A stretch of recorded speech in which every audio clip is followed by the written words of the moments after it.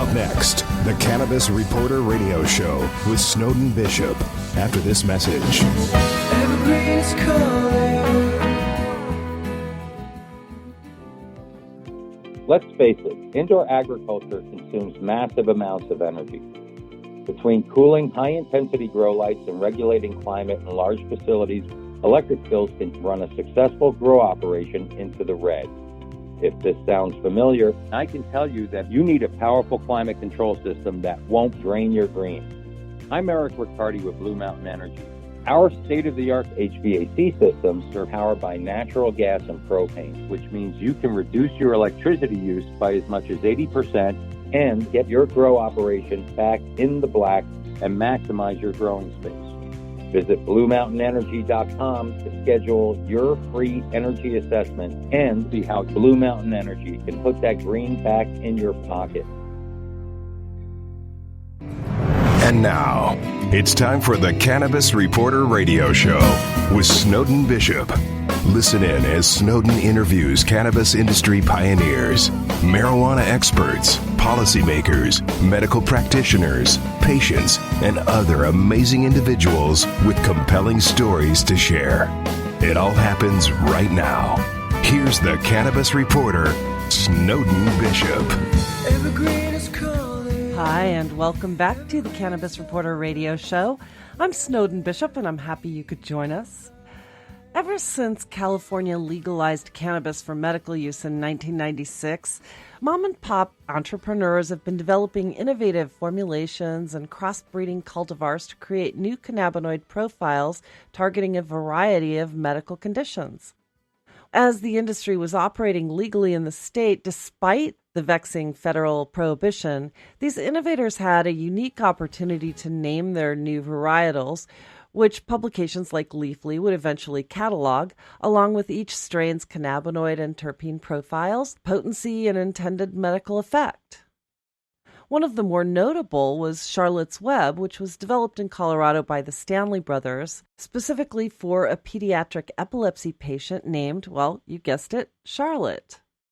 At the time, legal cannabis was limited to only a handful of states, so the threat of competition by large pharmaceutical companies or other outside influencers was practically non-existent, or so it seemed.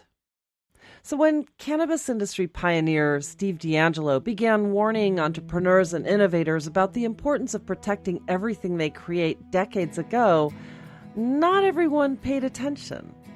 But during a keynote address at an early industry event, he urged stakeholders to get lawyers on board as a first order of business. And he said, if you don't have that relationship with a good IP attorney, you're going to make a whole lot of other people very rich. As it turns out, he was right. The sad truth is that there were companies working quietly behind the scenes, developing their own cannabis-based drugs and locking down patents. And while the Stanley brothers were first on the market with a strain of CBD they developed to treat a little girl's epilepsy, GW Pharmaceuticals later became the first to receive FDA approval for the use of CBD for treating epilepsy, which basically rendered the development and sale of all other CBD products intended for medical use off limits. They've since filed nearly a dozen patents, and most of those will no doubt overlap with earlier innovations developed by entrepreneurs who failed to heed Steve D'Angelo's advice. Now, fortunately for the Stanley brothers, Charlotte's Web survived without threat of infringement, but mostly because they sought legal support from an experienced patent attorney. And lucky for us, that attorney is here to explain how cannabis innovators can best protect themselves and their intellectual property in this ever more competitive market. David Postolski, a partner at Gerhardt Law, is a registered patent and intellectual property attorney with more than 17 years' experience in the cannabis IP space. His practice is focused on assisting inventors, creatives, entrepreneurs, and companies in protecting, enforcing, and monetizing their intellectual property. He's also a professor at Temple University and Parsons School of Design, where he teaches master-level students about IP, ethics, and other regulatory considerations in business ventures and product design.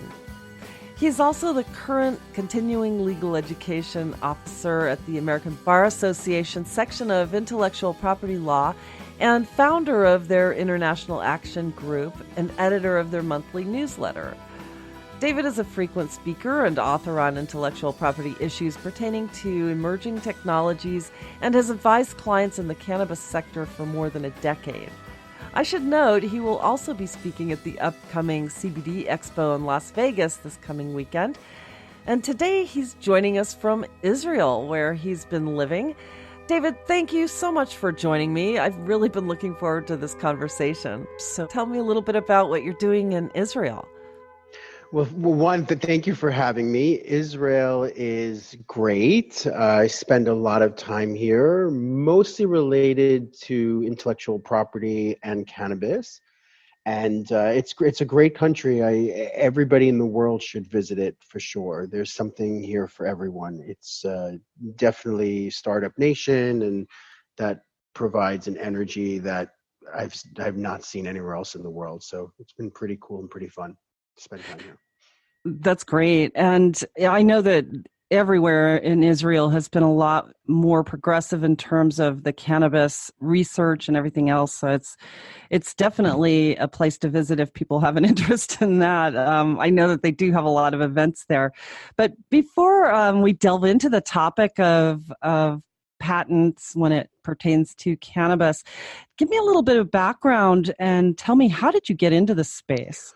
Yeah, it's actually a really interesting story. I've been practicing IP attorney, an intellectual property attorney, a patent attorney, a trademark attorney for about almost 20 years.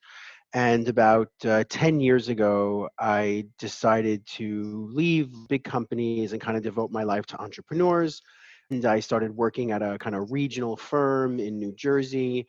And I decided that one of the entrepreneurial things I should do is create events for entrepreneurs. So, the firm would host these meetups. So the meetup was a brand new thing back then. It was going back about 10 years now, maybe even 11 years. And so my firm, through me, as part of an entrepreneurial effort, because I was devoting my life to entrepreneurs and trying to help, startups and small companies, independent inventors, and emerging technology companies, we hosted a meetup, was the patentability of cannabis. At the time, many states were legalizing medical marijuana. Some states were even legalizing recreational marijuana around the world. It was getting attention.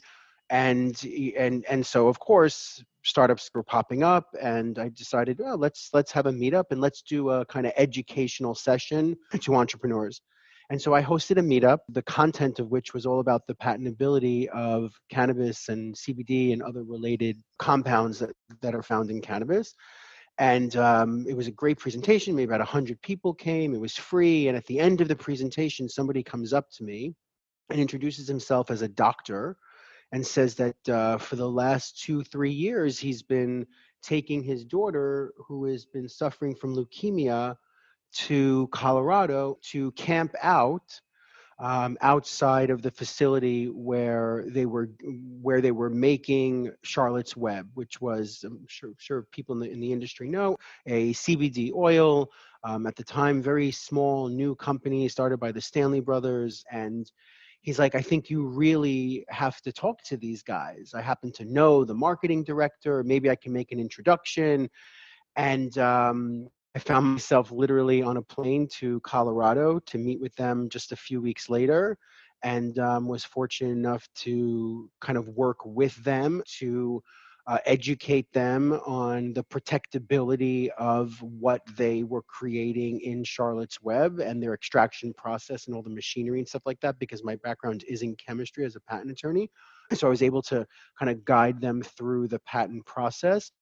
I also helped them on like trademarks as well and brand enforcement, but it was amazing because I got to see the company. I was with the company to grow and kind of launch into different countries, and then which forced me to understand the landscape of regulatory and ethical issues in going into another country, not from the United States, as well as the minefield of the United States, because the regulations were so different and ever changing.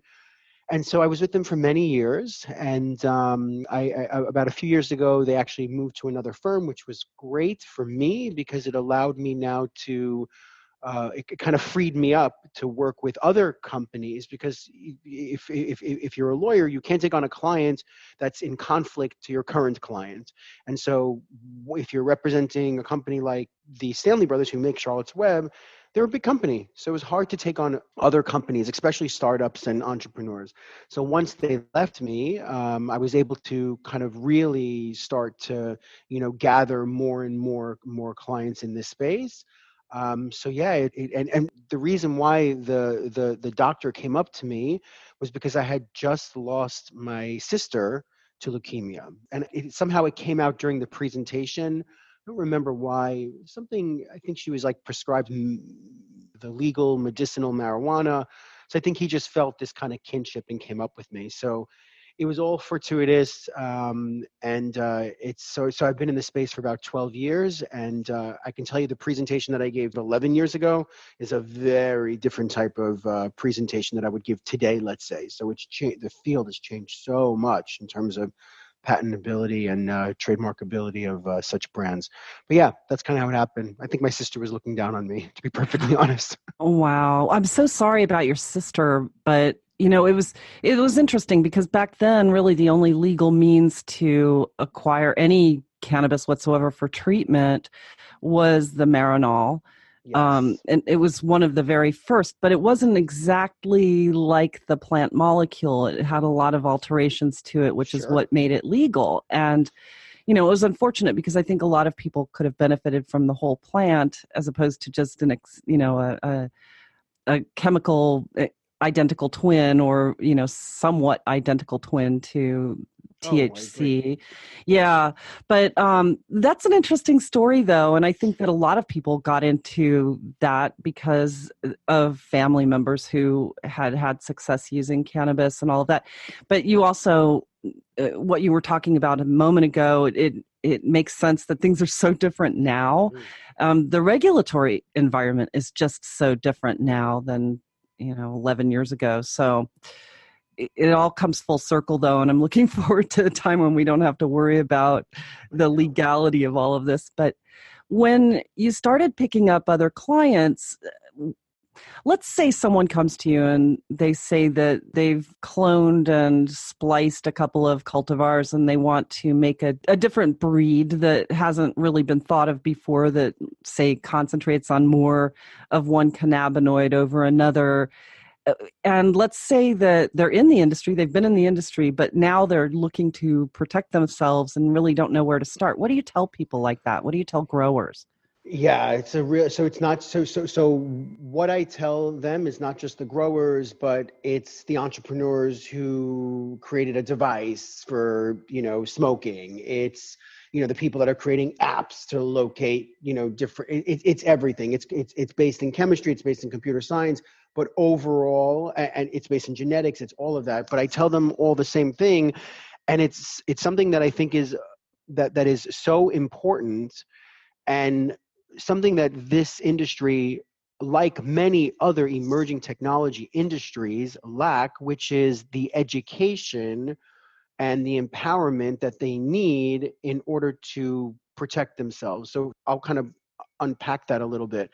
If somebody comes to me, a grower, and has a new genetic, and has created a new strain or something like that, or has created something that they think is innovative and novel, I usually say to them, well, two things. One, we should probably do a search, a patent search, to see if somebody else anywhere else in the world, not just in the country where you happen to have discovered this or invented this, because that matters. If somebody has filed a patent, whether you want to file a patent or not, but if somebody has filed a patent on something similar to yours, even the exact same thing as you in South Africa, and you're coming to me in the United States, well, we need to know that, because the United States, when you will file, will see what we're seeing, and we'll see that South African patent application that has something similar to yours or the same thing as yours, and we'll say, well, sorry, you didn't invent it. And so it's really important, the education of doing a patent search, again, not doing a patent search so you file a patent, but doing a patent search so you know that you have the clearance to move forward